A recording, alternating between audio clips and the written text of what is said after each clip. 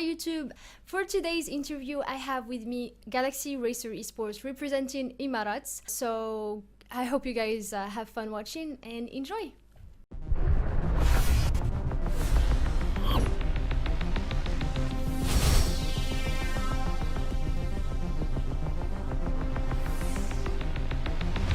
So guys, let's talk about Galaxy Racer.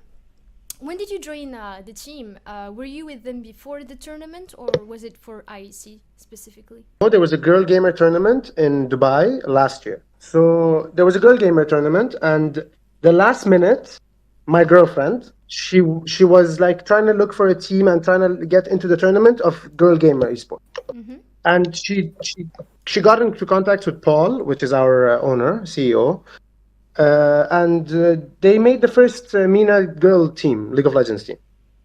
So at that time, and then fast forward like 1 month or two, they went and they did the tournament and everything, and I was really inspired by her, like seeing how someone from Middle East can get into something international. Like that was the first step, and it was like it was a big step for the whole region at least. I met Paul there, and like we just spoke a little bit about it and everything, and then after a while, I got into contact with Paul, saying that okay, we want to make a team for MENA as well, like males. See what you can do. First, it was a MENA team, like Middle East, not UAE. So whoever we can have.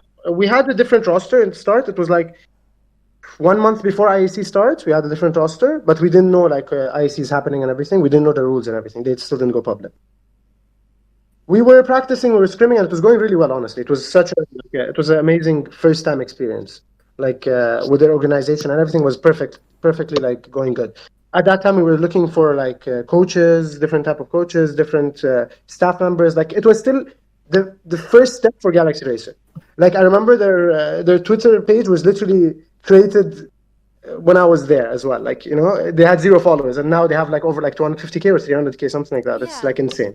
And it started like 1 year ago, and it got serious maybe 6 months or so ago. It's not that big. It's very as a time, as an age, it's very young, but it grew so fast that everyone thinks it's been there for like the last 5 years or 10 years. Yeah, definitely. It's amazing. To be honest, being a part of it is amazing.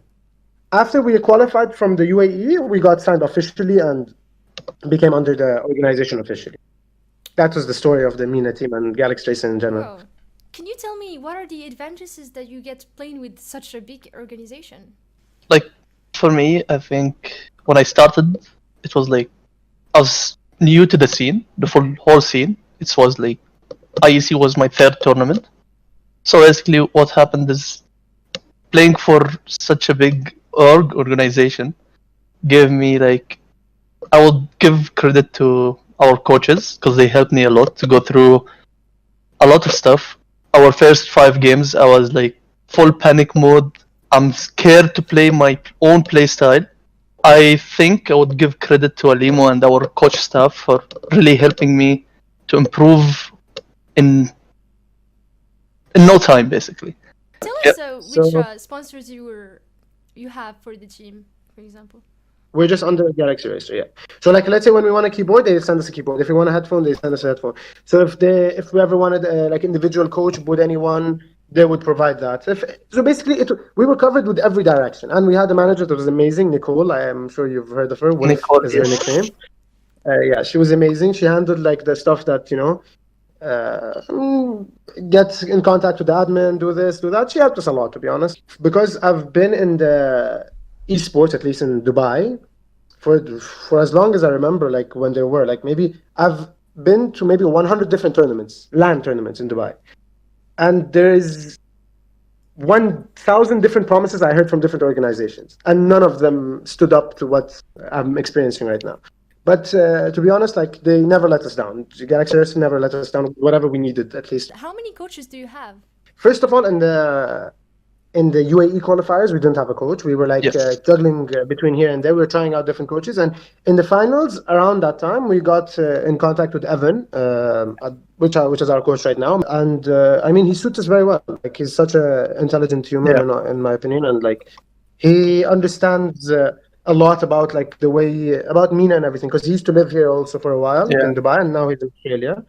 So he knows a lot of like the struggle to go through the ping and all the small stuff that the other coaches, like all the worldwide coaches, wouldn't know. How much is your ping, Yeah. by the way?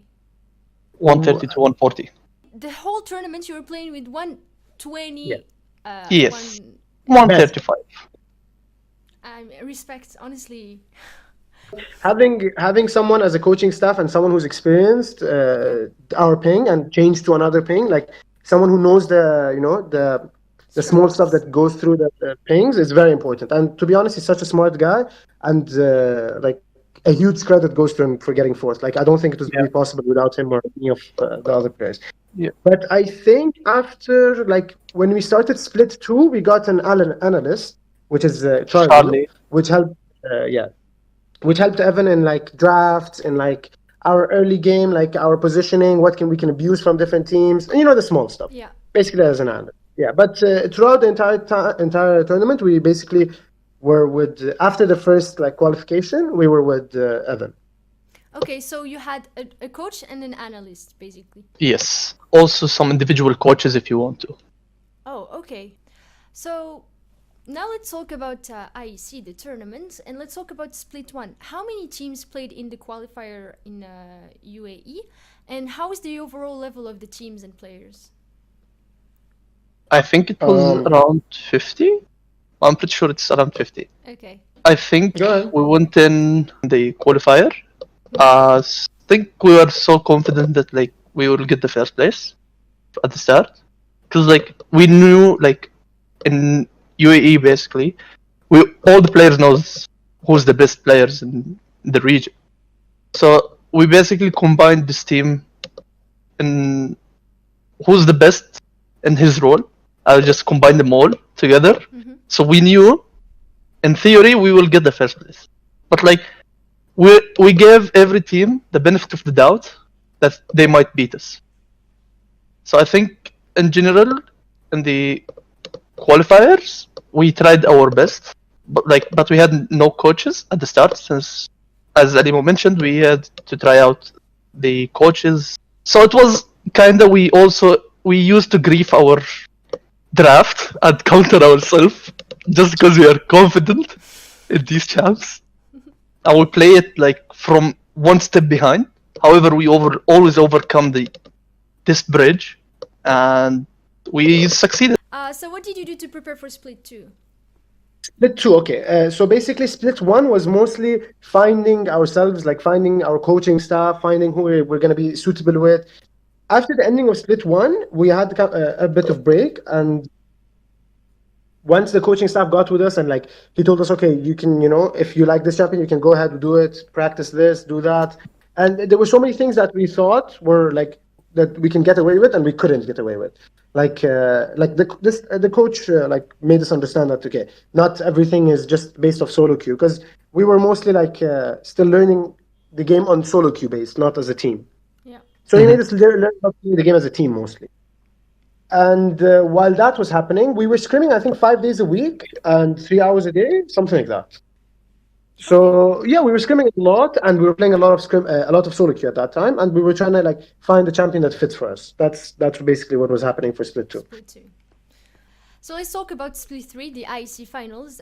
This was in live preseason patch. How did it affect you? Did it benefit you, or quite the opposite? I think it benefited us, to be honest. Like everyone had a new playing ground to like learn, and it was like basically a chance to be ahead of the game. If we get to play enough and like scrim enough, we would know the meta better than the others, and so far. It helped us a lot. At the same time, we were just confused to what we were going to do. So it was perfect time for us to reroll, but at the same time, it was so much pressure learning everything again. Ranked 6th in the, which put you to play versus DV, and everyone was expecting DV to win, like including me. And DV was almost like the tournament favorites, right? They were like top 2. Yeah, yes, they were. Like, were you expecting that win? That game, yes. I thought we have a very high chance. I wasn't expecting like 100% win, but I thought we have a very high chance of winning. Yeah, I think what helped us the most is like caught them by surprise with their role swap, and their coaches has to adapt. I think this is what mostly helped us. Well, thank you guys so much for joining me today. It was an honor having you, and Thank you.